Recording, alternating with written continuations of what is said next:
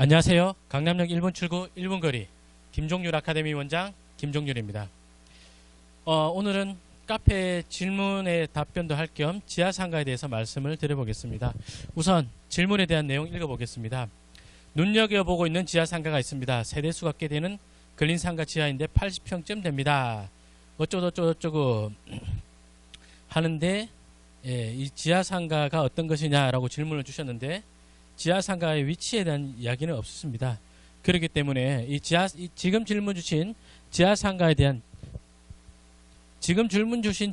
대한 답변은 당연히 할 수가 없겠고요. 그냥 지하상가는 어떤 기준으로 투자를 해야 되느냐 그에 대해서 몇 가지 말씀드려 보도록 하겠습니다. 우선 제가 반대로 질문 드려 볼게요. 상가를 투자하시는 분들이 상가의 세입자들이요.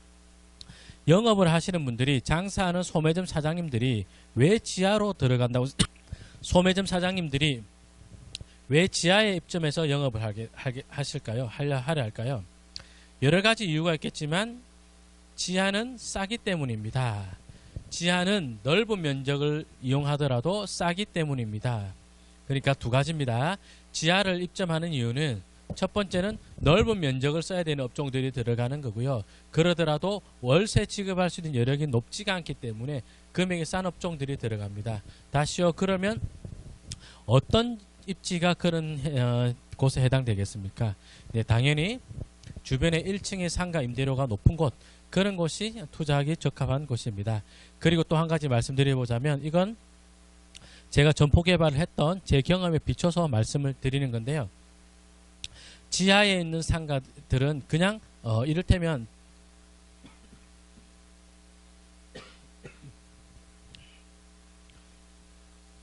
이를테면 프라자 상가에서 복도로 들어가서 안쪽으로 내려가는 상가들 있죠.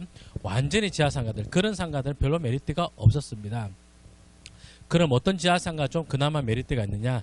그래도 도로에서 그냥 쉬운 말로 하겠습니다. 그냥 길가변에서 바로 지하로 내려갈 수 있는 계단이 있는 상가들 있죠. 그런 상가들이 또 메리트가 있습니다. 자 그러면 어떤 지하 상가들이 메리트가 있느냐? 1층 상가가 비싼 곳. 두 번째는 지하로 다이렉트로 내려갈 수 있는 계단이나 통행로가 있는 곳. 그런 점포의 상가가 괜찮다라고 하겠습니다. 자 그러면 1층이 비싼 곳은 어느 정도 비싸야 될까요? 사례를 가지고 한번 보여드려 보도록 하겠습니다. 여기는 경기도 부천시 여기가 상동입니다. 송내역 앞쪽인데요. 우선 지도를 한번 볼까요? 지도를 보시면 여기 상가 지역이 이렇게 있죠. 지적 경계를 넣어서 보면은 이렇게 분홍색으로 되어 있는 것이 상가 지역이고 여기 놀이끼리 한 것들이 다 주거 지역입니다. 이렇게 이게 부천 상동역이 있고 아래쪽은 송내역이 있습니다. 단순하게 볼까요? 부천 상동역은 상업용지 비율이 이렇게 상가가 있고 배우 유효수요가 주거지 이렇게 있고요. 그리고 송내역은 상가가 요만큼 있고 이만큼이 배우 유효수요입니다. 어느 쪽에 더 상권이 좋을 것 같습니까? 상권이 좋으려면 상가의 공급 면적은 적고 유효수요가 많은 것이 더 유리하겠죠. 그죠? 그렇게 본다면 부천 상동역의 남측의 상권보다는 송내역 상권이 더 좋지 않을까 하는 것이 저의 예측입니다. 자, 그리고 한 가지 더 이야기해 보겠습니다. 사실 제가 이런 이야기 드리는 것은 조금 상권 분석에 대한 실력이라기보다는 그간의 경험 가지고 그냥 하는 이야기라고 말씀드리는 게 좋을 것 같습니다. 제가 여기 보시면 홈플러스 슈퍼 익스프레스가 있죠. 제가 이거 점포 개발 담당이었습니다. 예. 이런 홈플러스 슈퍼 익스프레스 개발 담당이었는데 제가 현업에서 현직에 이런 점포 개발 담당을 했을 때 이야기를 드리자면 그때 있었던 이야기 중에 하나가 일화 중에 하나가 이 주변에 그러니까 예를 들어서 지금 보시는 홈플러스 슈퍼 익스프레스 같은 매장이 만약에 지하에 있다면 1층에 한 40평 50평 되는 슈퍼가 위에 생기죠. 그러면 지하에 있는 이 매장이 매출이 굉장히 타격을 많이 입었습니다. 그러다 보니까 매출이 좋았던 점포들도 지하에 차츰차츰 문을 닫게 되는 그런 지하의 점포들도 차츰차츰 문을 닫게 되었습니다. 자, 그런데 옆으로 쭉 옮겨서 보면요. 이렇게 쭉 보니까 1층의 상권들, 1층의 상가들이 상권이 꽤 괜찮아 보입니다. 그죠? 사실 뭐 지금 이것만 보고 어떻게 좋다 나쁘다 단정적으로 이야기를 하는 것은 조금 뭐 너무 뭐 앞선 평가지만 그러더라도 요런 라인에 만약에 지하에 상가가 있다면 어떨까요? 예. 다시 보겠습니다. 만약 이쪽 라인에 예를 들어서 부천농협 상동지점 자리 요런데 뭐 요 정도 되는 입지에 지하에 상가가 있고 그리고 뭐 계단에서 바로 다이렉트로 내려갈 수 있는 계단이 확보되어 있네요. 여기 뭐 월드 쇼핑 이런 거 보니까 여기 보니까 계단으로 바로 내려갈 수 있는 게 있죠. 지금 제가 못 찾았는데 이제 찾았습니다. 요 앞에 요건 버스 정류소고요. 버스 정류소 뒤편에 바로 내려가는 형광등 껴놨다 그죠? 그러니까 길가에서 바로 내려갈 수 있고요. 그리고 한 가지 더 이야기해 보겠습니다. 여기 있는 1층에 지하에 있는 월드 쇼핑이 유지가 되려면 1층에 있는 상가가 임대료가 비싸져야 돼요.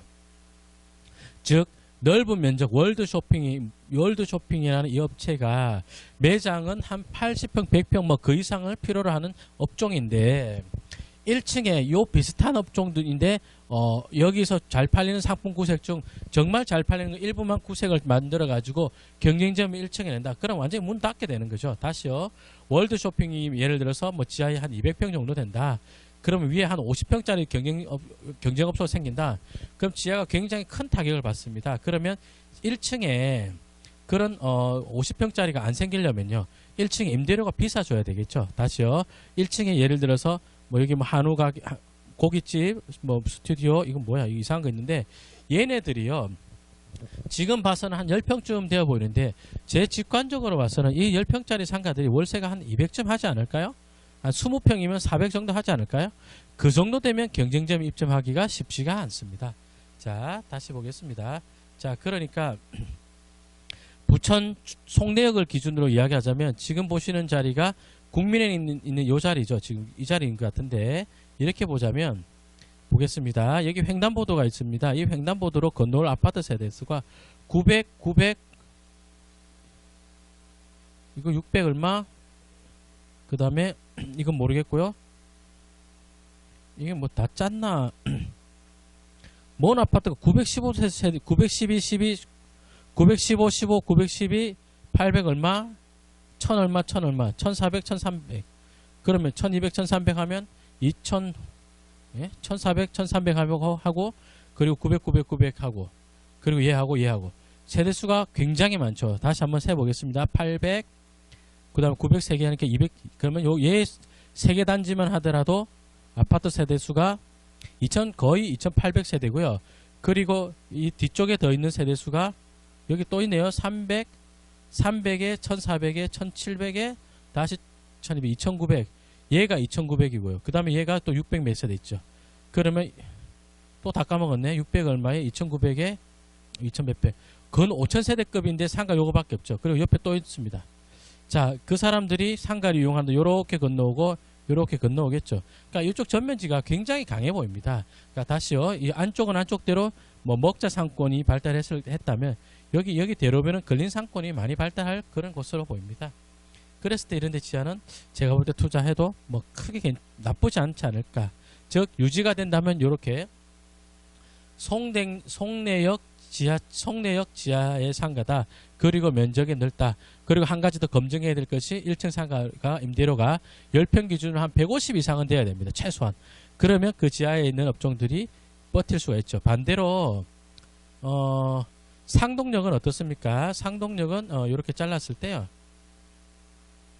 이쪽은 상업용지가 이렇게 있고 세대수가요. 상동역의 유효수에 보면 요렇게 요 정도라 보이거든요. 보시면 600, 800 뭐지? 두 개 1000, 1500, 1800에 하나 둘 셋 네 개 1800에 한 3000세대 규모인데 상가는 훨씬 많죠. 상가는 훨씬 많죠. 물론 이 안에도 자체 유효수요가 될 만한 숙박시설이라든지 업무시설 등이 있습니다. 그렇기 때문에 단순하게 말할 수는 없지만 그러더라도 직관적으로 봤을 때는 송내역보다 훨씬 많죠. 그죠? 이렇게 됐을 때 과연 그러면 이 상동역에 있는 상가들이 여기 있는 1층 상가들이 10평 기준으로 월세 200 이상 해줄까? 저는 잘 모르겠습니다. 이 간판발만 봐서는 동네의 느낌이 잘 와닿지가 않는데요.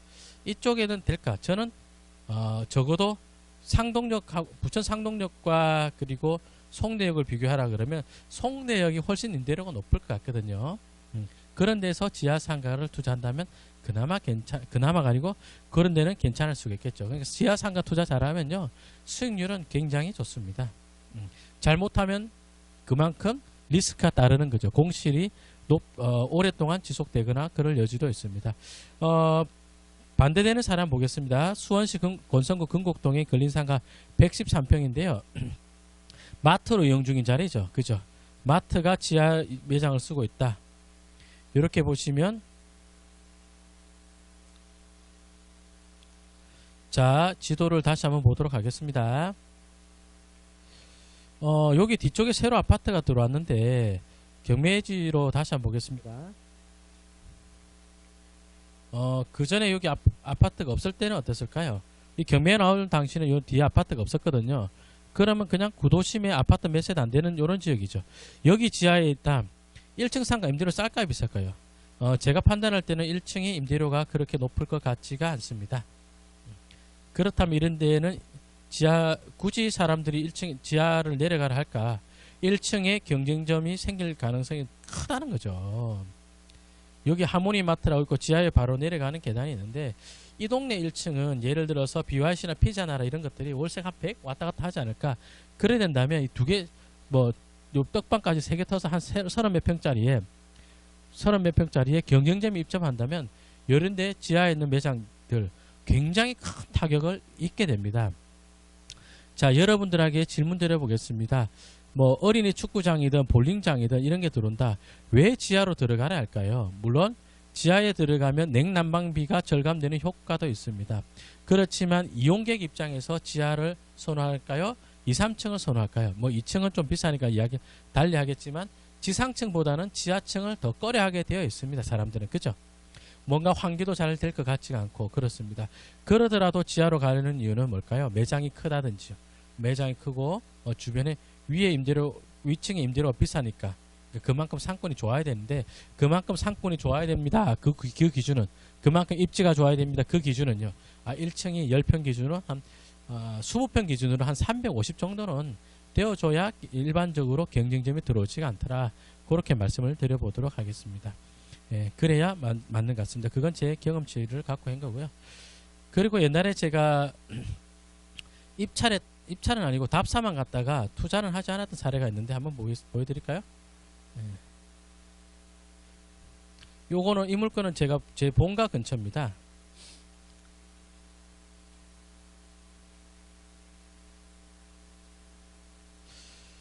이 물건 볼게요. 자, 이 물건은 지하 상가입니다.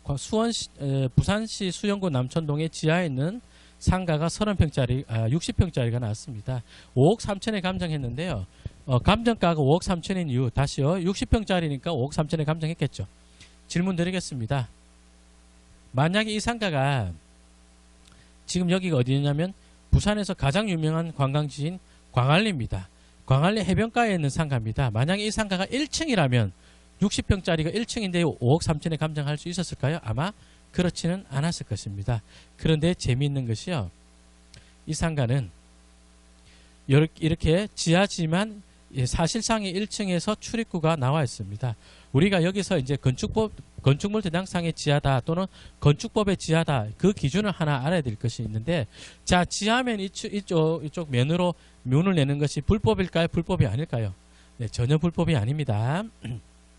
지하의 기준은 그 건축물의 전체 면적 중에 절반이 지표면보다 아래에 있으면 그게 지하가 됩니다. 이렇게 경사가 지면서 이게 안쪽에 들어간 게 더 많다고 본 거죠. 그렇기 때문에 지하로 본 겁니다. 사실상 1층이죠. 예. 지금 이 상가는 어떻게 되어 있을까요? 아주 잘 되어 있습니다. 제 고향 본가 앞인데요. 제가 심지어 이 통태땅 집에서 밥도 먹었습니다. 근데 입찰은 하지 않았는데 그때는 제가 다른 사정이 있어서 입찰을 할 수가 없었습니다. 그랬는데 이 물건이 지금은 1층에 편의점에 입점해 있는 것을 제가 확인했습니다. 제가 편의점회사 점포개발 담당이었으니 이 자리가 편의점 자리로 적합하고 편의점이 입점했을 때 얼마 정도 임대료를 받을 수 있을 것이다. 그런 계산을 얼마나 제가 잘 할 수 있겠습니까? 그죠? 예, 게 딱 떨어지는 물건으로 보았던 자리입니다. 자, 이 물건 다시 한번 보겠습니다. 로드뷰로 보면요. 그전에는 더 옛날 전에는 요렇게 식당이 있었습니다. 그 옛날에 여기 돼지국밥집 있고 그랬던 데거든요. 그랬던 데인데 지금 이렇게 편의점이 입점해 있습니다. 광안리 해변가죠. 요게 광안리 바닷가고 여기가 1층의 편의점입니다. 조금 토지스럽게 공법스럽게 이야기를 한번 해볼까요? 예, 토지 공법스럽게 이야기하자. 자, 이 부동산에 대해서 좀 더 깊이 들여다보자. 용도적 준주거 지역이고요. 가로구역별 최고 높이 제한 지역 뚝뚝뚝 있는데 여기가 가로구역별 최고 높이 제한 지역 59m 이하로 되어 있고 그리고 뭐 요리 등등 있습니다. 이게 준주거 지역이니까 내가 이 상가를 가지고 있다가 시간이 지난다면 언젠가 재건축 같은 것을 바라본다면 어찌 될까요? 요 옆에도 보니까 남천 1 아파트 재건축이 되어 있네요. 그러면 이 일대를 우리가 이야기하는 그 재개발 재건축하는 그 재건축 말고요. 요 일대 땅들을 다 부시고 큰 상가 건물 하나 짓는다. 그래도 괜찮겠죠. 물론 이제 소유자들끼리 의견이 잘 맞지 않는 부분이 있지만 어쨌든 이거는 이 물건 같은 경우는 내재 가치도 상당하다고 이야기할 수 있겠습니다. 준주거 지역인데 대지권을 30평, 29.7평을 갖고 있는 물건입니다. 그러니까 내재 가치도 훌륭하고 상가의 입지 가치도 훌륭한 물건입니다. 그리고 지하였습니다. 재밌죠? 자, 오늘 여기까지 하고요. 이 정도면 제가 질문 주신 분에 대한 답변이 충분히 되었을 것 같습니다. 제가 중간에 기침을 많이 해가지고 동영상을 편집하면서 조금 끊어지는 게 있을 겁니다. 그 점 양해해 주시길 바라겠습니다. 감사합니다.